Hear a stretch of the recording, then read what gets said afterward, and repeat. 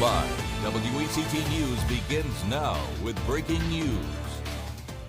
Good evening, everyone. Thanks for joining us. I'm Frances Weller. And I'm John Evans. New Hanover County Democrats are looking for a new school board candidate tonight, just 2 days after the primary election. One of the party's 4 presumptive nominees, Rick Southerland, tells us he is stepping down after party leaders discovered Southerland lives with a registered sex offender and never told him.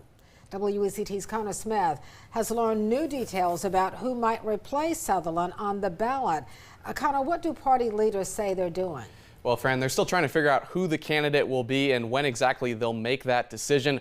But one of the possible candidates tells me there's an obvious answer here.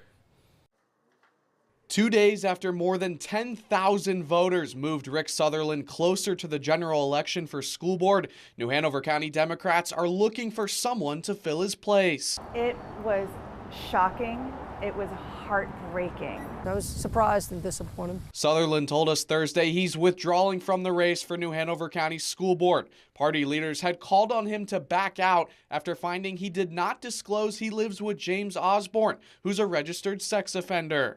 To have been misled this badly is horrifying. The state elections board says New Hanover County Democrats now have to follow this statute. It says the party's executive committee chooses the new candidate. The 2 candidates behind Southerland in the primary race, Margie Gewartzman in 5th place and Nelson Bollier in 6th. I would expect that the committee would choose her. She has my full support and endorsement. Both say they trust party leadership will make the right decision. It doesn't have to be me. If they know somebody else is better, I will absolutely fully support that. It's unclear if the decision will be finalized before ballot canvassing next Friday. At that point, one of the candidates can celebrate, but they're disappointed they couldn't do that on Tuesday night. For all of us, it was a stolen celebration. For now, they have to wait and see if their campaigns will continue.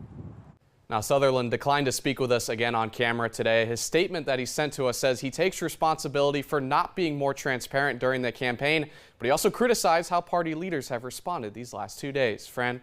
Connor, did Democratic Party Chair Jill Hopman provide any clarity on what happens next? Yeah, well, she calls this an unprecedented situation and says they are waiting on guidance from the state elections board right now.